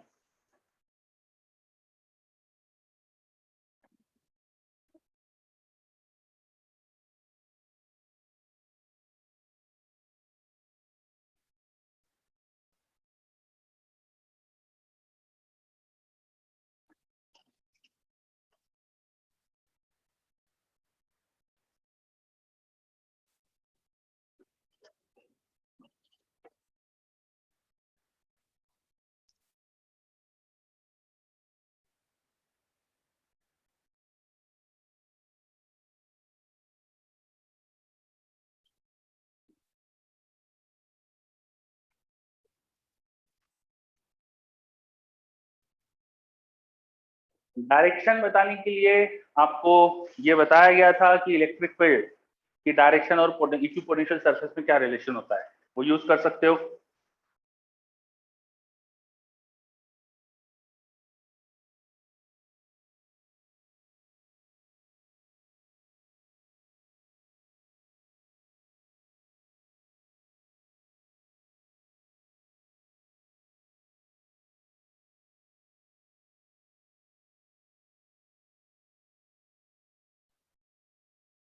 चलो, तो मेरे पास आंसर आ रहे हैं अब, बहुत बढ़िया। चलिए मैं भी बताता हूँ अब आंसर क्या है इसका। तो पहली चीज तो इलेक्ट्रिक फील्ड की डायरेक्शन क्या होगी, इक्विपोटेंशियल सरफेस से परपेंडिकुलर होना चाहिए। किधर होना चाहिए परपेंडिकुलर, दो डायरेक्शन पॉसिबल है। इसका परपेंडिकुलर ऊपर की तरफ भी हो सकता है, नीचे की तरफ भी हो सकता है। किधर, तो इलेक्ट्रिक फील्ड के डायरेक्शन में पोटेंशियल ड्रॉप होता है, हमने पढ़ा था, लिखा भी था ये पॉइंट अपन ने। इलेक्ट्रिक फील्ड के डायरेक्शन पोटेंशियल ड्रॉप होता है, तो इलेक्ट्रिक फील्ड इन सब इक्विपोटेंशियल सरफेस से परपेंडिकुलर होना चाहिए और इलेक्ट्रिक फील्ड की डायरेक्शन ऐसा होना चाहिए जिसमें पोटेंशियल ड्रॉप हो। तो इधर ड्रॉप हो रहा है, तो डायरेक्शन ऑफ इलेक्ट्रिक फील्ड देखो मैंने एरो दिखाया है, ठीक है। This red line is representing electric field, ये यहाँ पे 90 डिग्री पर है, ये 30 डिग्री का एंगल था, तो इधर हो जाएगा 60 डिग्री। इसका मतलब इलेक्ट्रिक फील्ड वेक्टर जो है वो एक्स एक्सिस पे ऐसा 60 डिग्री के एंगल पर है। मैग्नीट्यूड कितना होगा, change in potential upon distance कर दो, आपको मैग्नीट्यूड मिल जाएगा। यहां से अगर ये परपेंडिकुलर ड्रॉप करोगे तो ये लेंथ आना चाहिए, यहाँ पे गैप थी अभी 2, तो 2 का sine theta, 2 sine theta will be 1, और यहाँ पोटेंशियल ड्रॉप है 20 वोल्ट, तो यहाँ पे change in potential upon change in distance कर देंगे, डेल्टा वी और डेल्टा आर टाइप कर दो, तो मैग्नीट्यूड ऑफ इलेक्ट्रिक फील्ड मिल जाएगा। Change in potential is 20, distance का change 1, so this is giving you 20 volt per meter. Magnitude of electric field is 20 volt per meter. And the direction is now known to you at 60 degree angle with x-axis like this. So vector form में ऐसे क्या लिखेंगे, magnitude into unit vector हो जाएगा x में minus cos 60 i और y में minus sin 60 j। ये हो जाना चाहिए आंसर, cos 60 sin 60 की वैल्यू डाल दो तो आंसर मिल जाएगा।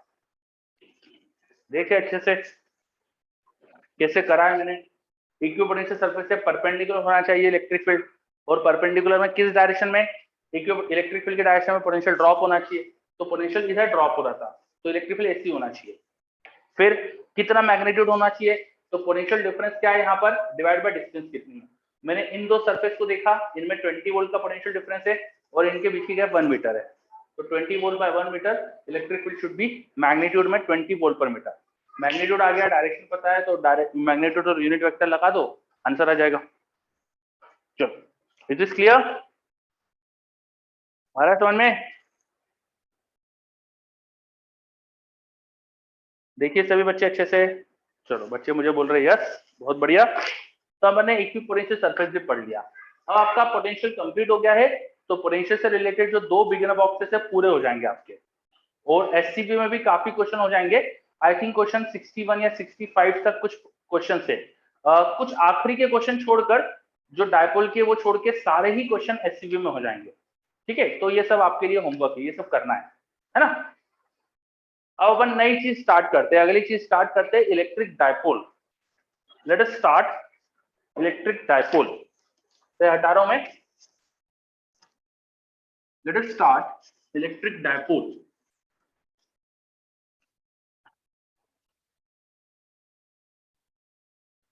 इलेक्ट्रिक डायपोल, हम क्या क्या पढ़ने वाले इलेक्ट्रिक डायपोल में, हम पढ़ेंगे व्हाट इज डायपोल मोमेंट, फिर इलेक्ट्रिक डायपोल क्या होता है, इलेक्ट्रिक डायपोल का डायपोल मोमेंट क्या होता है, इलेक्ट्रिक डायपोल की वजह से इलेक्ट्रिक फील्ड कितनी आती है, पोटेंशियल कितना आता है, और फिर इलेक्ट्रिक डायपोल को फील्ड में रखो तो क्या होता है, उससे फोर्स क्या लगता है, टॉर्क क्या होता है, ये सारी चीजें अपन करने वाले हैं, ठीक है। तो पहले डायपोल की वजह से, पहले डायपोल की डेफिनेशन वगैरह देखेंगे, फिर आगे की चीजें कंटिन्यू करेंगे। तो सबसे पहले अपन समझते हैं dipole moment. Dipole moment, dipole moment एक ऐसी चीज है जिसको सिर्फ डायपोल के लिए डिफाइन करना जरूरी नहीं है, किसी भी चीज के लिए डिफाइन कर सकते हैं, किसी भी तरह के चार्ज का डायपोल मोमेंट डिफाइन कर सकते हैं।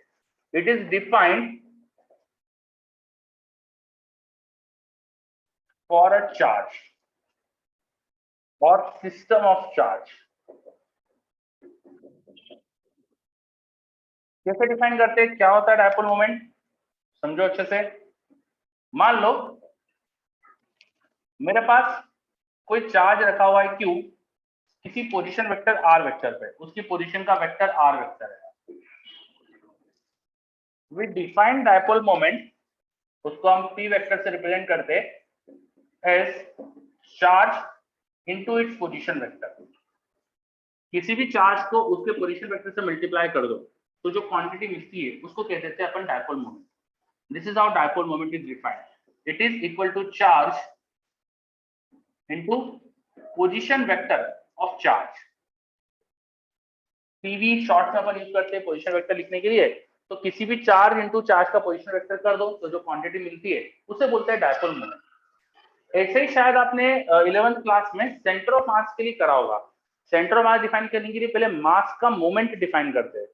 यहाँ अपन जो डायपोल मोमेंट बोलते हैं वहां मास मोमेंट बोलते हैं। मास का मोमेंट ये होता है mass into position vector of mass. तो charge into position vector of charge is called dipole moment. आ रहा है समझ में ये? बोलो, इसमें कोई डाउट?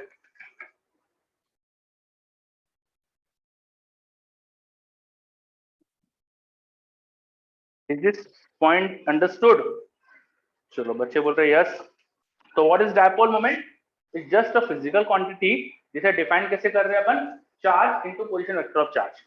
अगर एक पॉइंट चार्ज है, वो मान लो सिस्टम है तुम्हारे पास बहुत सारे चार्जेस है, तो क्या करेंगे? For a system P vector हो जाएगा हर चार्ज इनटू उसका पोजीशन वेक्टर मल्टीप्लाई कर दो, क्यू आई टाइम्स आर आई का सम। मान लो बहुत सारे चार्जेस है तो हर चार्ज और उसका पोजीशन वेक्टर मल्टीप्लाई करके लिख दो। अच्छा, यहाँ चार्ज को हमेशा भी साइन डालना होता है, हमेशा यहाँ पे चार्ज को भी साइन ही पुट करेंगे। ठीक है, प्लस चार्ज होगा तो प्लस के साथ, माइनस होगा तो माइनस के साथ। तो यहाँ पर भी अपन क्या करेंगे, सब चार्ज का साइन के साथ वो इनटू उसका पोजीशन वेक्टर मल्टीप्लाई करके जस्ट ऐड कर दो, यू विल गेट सिस्टम का moment, dipole moment of the system. अगर कंटिन्यूस चार्ज सिस्टम है तो कहीं पे छोटा सा चार्ज लो, उसका पोजीशन वेक्टर उसको मल्टीप्लाई करो और उसको इंटीग्रेट कर लो पूरे सिस्टम के लिए। ऐसे करके अपन सिस्टम का डायपोल मोमेंट निकालेंगे। बोलो, डायपोल मोमेंट समझ में आ रहा है कैसे लिखते हैं अपन? जैसे एग्जांपल के लिए मैं लिख के बताता हूं। मान लो ये एक्स एक्सिस, ये वाई एक्सिस, किसी ने चार्ज रख दिया 3 माइक्रोकूलम का, उसके कोऑर्डिनेट थे 3,4। 3,4 पॉइंट पे चार्ज रखा हुआ है 3 माइक्रोकूलम का, और कोई आपसे इसका डायपोल मोमेंट पूछे तो उसको जवाब दे देना कि 3 microcoulomb into position vector which is 3i + 4j। ये आंसर हो जाएगा। This should be the answer. थोड़ा सा अरेंज कर लो, ये अंदर मल्टीप्लाई कर लो तो ये आंसर। यूनिट क्या हो जाएगी? चार्ज की यूनिट कूलम, डिस्टेंस की यूनिट मीटर, तो कूलम मीटर यूनिट, ऐसा unit is coulomb metre. Yes Kashish, बिल्कुल सही। यहाँ पर ओरिजिन से ही पोजीशन वेक्टर लेते हैं अपन। आ रहा है समझ में ये? देखो सभी बच्चे, क्या आपको डायपोल मोमेंट समझ में आ रहा है? How dipole moment is defined? It is charge into its position vector.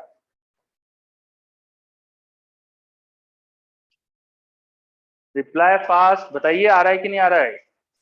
चलो, संध्या बोल रहे हैं, सानिध्य बोल रहे हैं, सॉरी, यस, निमित बोल रहा है यस, ओके वेरी गुड। चलो, तो अगर पॉइंट चार्ज का डायपोल मोमेंट समझ में आ रहा है तो सिस्टम का डायपोल मोमेंट देखते हैं। तो एक और क्वेश्चन, या भैया आप करके बताना मुझे, नया क्वेश्चन जो दे रहा हूँ। मान लो ये एक्स एक्सिस और वाई एक्सिस है। एक चार्ज मैंने यहाँ रखा है plus q at point a comma 0, और दूसरा रखा है मैंने यहाँ पे minus q at point 0 comma minus है 0 कॉमा 8। तो इस सिस्टम का डायपोल मोमेंट बताओ क्या है? Dipole moment of this system बताओ। दो चार्जेस है मेरे पास, कहाँ रख के बता दिया है, मेरे पास चार्ज का सिस्टम है, इसका डायपोल मोमेंट बताओ।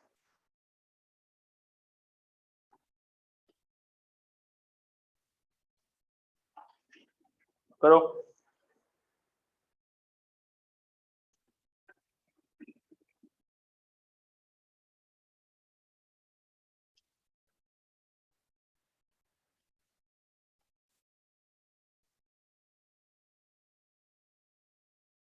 चलो मेरे पास जवाब आने लग गए, वेरी गुड।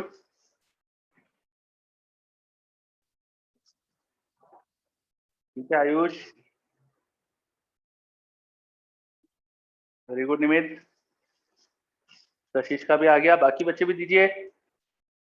बहुत इजी चीज होती है डायपोल मोमेंट, कुछ नहीं करना है, चार्ज इनटू पोजीशन वेक्टर, है ना।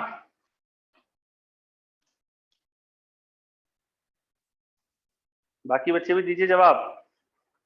यस, काफी बच्चों का रिप्लाई आ रहा है, वेरी गुड।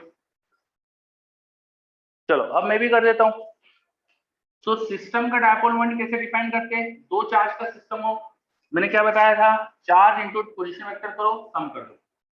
तो ये वाला चार्ज साइन के साथ रखना होता है चार्ज को, प्लस क्यू इंटू इसका पोजीशन वेक्टर, ये हो जाएगा ए आई, प्लस दूसरा चार्ज कितना है माइनस क्यू, और उसका पोजीशन वेक्टर कितना हो जाएगा A J. Charge into position vector, sign के साथ चार्ज रखो, बस सिंपल सी चीज। क्या आंसर हो जा रहा है ये? देखो क्यू इंटू ए तो कॉमन आ रहा है, अंदर आ रहा है आई माइनस जे, ये आंसर हो रहा है। Very easy, is it clear?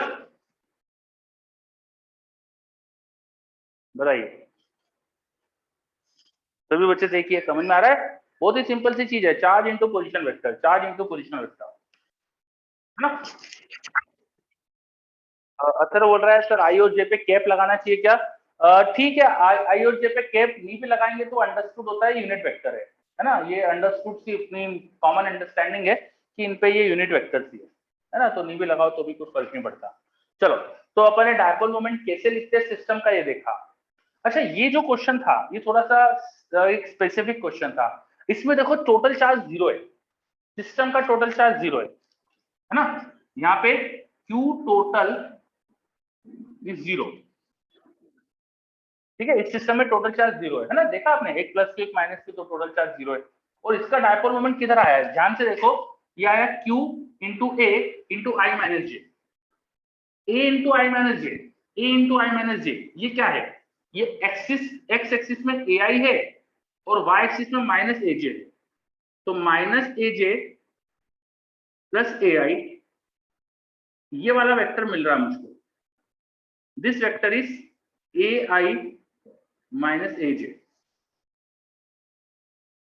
ये वाला vector into magnitude of charge, ये अपन को आंसर मिल रहा है ना। मतलब ऐसे ही एक चीज समझ में आ रही थी तो मैंने बता दिया, ठीक है। इसका अभी कोई ज्यादा इंपॉर्टेंस नहीं है, बस आप समझो कि हमारा जो आंसर क्या मिल रहा है, वो मिल रहा है एक चार्ज इनटू माइनस से प्लस का जो पोजीशन वेक्टर है, वो अपन को यहाँ मल्टीप्लीकेशन मिल रहा है माइनस से प्लस का, ठीक है।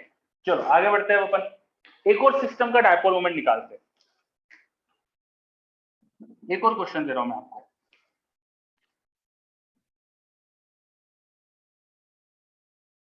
एक चार्ज रखा हुआ था माइनस क्यू और एक चार्ज रखा हुआ था प्लस क्यू।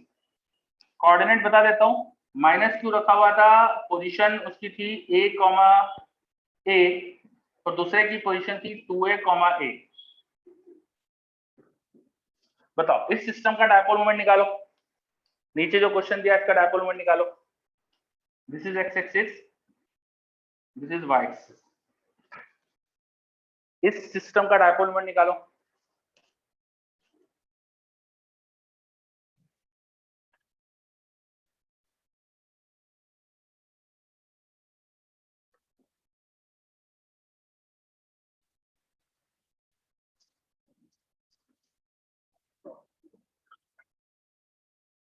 करिए वाला question, find dipole moment of system.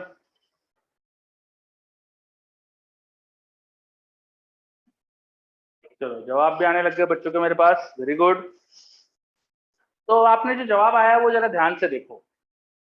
आपने क्या करा होगा, प्लस क्यू इंटू इसका पोजीशन वेक्टर, तो plus Q into 2ai plus A J, minus Q into उसका पोजीशन वेक्टर, तो माइनस क्यू इंटू उसका position vector which is A I plus A J. Just add this, है ना। तो 2qa, ये solve करोगे तो देखो क्या आ रहा है, it is becoming a into Q into A I, Q into A I आ रहा है ना। सॉल्व करके देखो क्यू इंटू ए आई आ रहा है, और ए आई क्या था, अगर आप माइनस चार्ज से प्लस चार्ज को जोड़ोगे ना, तो जो पोजीशन, जो वेक्टर बनेगा, दिस इज नथिंग बट ए आई। तो ऐसा नहीं लग रहा जैसे कि चार्ज का magnitude into position vector from minus two plus charge multiply करा हुआ है, और पिछले वाले क्वेश्चन में भी देखो ऐसे ही हुआ था, तो ऐसे ही हो रहा है क्या? देखो सभी बच्चे अच्छे से, पिछले वाले क्वेश्चन में भी ऐसे ही हो गया था कि माइनस से प्लस का जो वेक्टर था, ये वाला वेक्टर इनटू चार्ज, ये मल्टीप्लाई हो गया था, और यहाँ पर भी अभी ऐसे ही हुआ है कि माइनस से प्लस का जो वेक्टर है वो वेक्टर इनटू चार्ज, ये आ गया डायपोल मोमेंट। तो जब भी दो चार्ज का सिस्टम होता है, एक प्लस एक माइनस, तो वहां इंटरेस्टिंग चीज हो रही है कि dipole moment of system is magnitude of charge into negative से प्लस का वेक्टर, ये हमारे पास आंसर आ रहा है, ठीक है, जब भी मैग्नीट्यूड सेम होते हैं। तो ये क्योंकि एक स्पेशल केस है ना, इसको स्पेशल नाम दे दिया जाता है, इसको स्पेशल नाम दे देते हैं। जब भी ऐसा प्लस माइनस इक्वल मैग्नीट्यूड के दो चार्ज हो, तो इस स्पेशल केस को एक स्पेशल नाम देके अपन उसका डायपोल मोमेंट क्या होता है वो अब लिखेंगे। तो ये हटा रहा हूं मैं, अब वो स्पेशल केस का नाम क्या है वो बताता हूं, ये हटा रहा हूं अभी जो मैंने लिखा हुआ था। So this special system of two equal and opposite charges with some gap is called electric dipole. इसी चीज को कहते हैं electric dipole. Electric dipole, it is system of two equal and opposite charges with some separation. कभी भी हमारे पास ऐसा system है कि दो चार्जेस है equal sign, equal magnitude with opposite sign, और उनके बीच में कुछ गैप है, जैसे माइनस क्यू चार्ज है प्लस क्यू चार्ज है, इनके बीच में कुछ डिस्टेंस है, तो ये जो सिस्टम होता है this is called electric dipole, इसको हम नाम देते हैं electric dipole. And electric dipole का डायपोल मोमेंट, इलेक्ट्रिक डायपोल का डायपोल मोमेंट जैसा यहाँ आया था ना, अपन स्पेशल आ जाता है, इट इज चाहे ओरिजिन कहीं पर भी हो, it is always magnitude of charge into position vector from negative to positive charge, magnitude of charge into negative से positive का position vector irrespective of origin कहा है। और समझ में आ रही है? What is electric dipole? It is system of two equal but opposite charges separated by some distance, and the dipole moment of this system is magnitude of a charge into vector from negative to positive charge. Dipole moment of this system is magnitude of charge into position vector of positive charge with respect to negative charge. Negative charge से positive charge का जो vector है वो वाला vector into Q, हमेशा यही dipole moment आ रहा है। अपन ने दो एग्जांपल देखे, कितने भी एग्जांपल बना के देखो ऐसे ही आता है। बात समझ में आ रही है कि ये व्हाट इज इलेक्ट्रिक डायपोल, ये समझ में आ रहा है? Yes, very good. So electric dipole क्यों पढ़ रहे? अब बात आती है कि चलो ये ऐसा हो रहा था तो पढ़ क्यों रहे अपन ये सब? रीजन बीइंग कि जो प्रैक्टिकली एग्जिस्ट करते हैं, बहुत सारे मॉलिक्यूल्स है जिनमें ऐसा होता है, बहुत सारे ऐसे मॉलिक्यूल है जिनके अंदर है ना पॉजिटिव चार्ज नेगेटिव चार्ज थोड़ा सा सेपरेशन पे होते हैं, जैसे HCl एक अच्छा एग्जांपल है। HCl में hydrogen is slightly positively charge and chlorine is slightly negatively charge, because chlorine is attracting electron towards it, तो वो पूरा मॉलिक्यूल हो जाता है डायपोल जैसा। प्रैक्टिकली कई सारे मॉलिक्यूल ऐसे होते हैं जो डायपोल होते हैं, जैसे वाटर भी एक डायपोल होता है। Due to the practical existence of this dipole हमारे लिए डायपोल इंपॉर्टेंट हो जाता है, इसलिए हम डायपोल के बारे में इतनी सब चीजें पढ़ रहे हैं। ठीक है, सो अभी हमने पढ़ा what is electric dipole, electric dipole का डायपोल मोमेंट क्या होता है ये पढ़ा अपन ने, डायपोल मोमेंट जनरल चार्ज का क्या होता है ये पढ़ा, जनरल चार्ज का सिंगल चार्ज का डायपोल मोमेंट, सिस्टम का डायपोल मोमेंट कैसे डिफाइन करते हैं, कंटिन्यूअस चार्ज के सिस्टम का डायपोल मोमेंट कैसे डिफाइन करते हैं, ये सब देखा। अभी मैंने डेफिनेशन बताई इलेक्ट्रिक डायपोल की, कुछ एक दो क्वेश्चन और करेंगे अपन। हमने पॉइंट चार्ज के सिस्टम का डायपोल मोमेंट तो निकाला, कंटिन्यूअस चार्ज का डायपोल मोमेंट नहीं निकाला अपन ने, तो एक दो क्वेश्चन ऐसे देखेंगे कि कोई आर्क वगैरह कोई रॉड वगैरह का डायपोल मोमेंट निकालेंगे। ठीक है, चलो अब अपना क्योंकि ऑफिशियल टाइम हो गया है इसलिए अपन अभी रुकते हैं। नेक्स्ट क्लास में अपन डायपोल मोमेंट्स निकालेंगे एक दो सिस्टम्स के, और फिर जो अपना नॉर्मल इलेक्ट्रिक डायपोल होता है उसकी वजह से इलेक्ट्रिक फील्ड क्या आती है, पोटेंशियल क्या आता है, इसे इलेक्ट्रिक फील्ड में रख दो तो क्या होता है इसका, ये सारी चीजें स्टडी करेंगे। ठीक है, चलो नेक्स्ट क्लास में क्या क्या होने वाला है बताया मैंने आपको। चलिए आज की सारी चीजें क्लियर। ओके बच्चों, चलो थैंक यू। नेक्स्ट क्लास में मिलते हैं फिर अपन। बाय सबको, टेक केयर।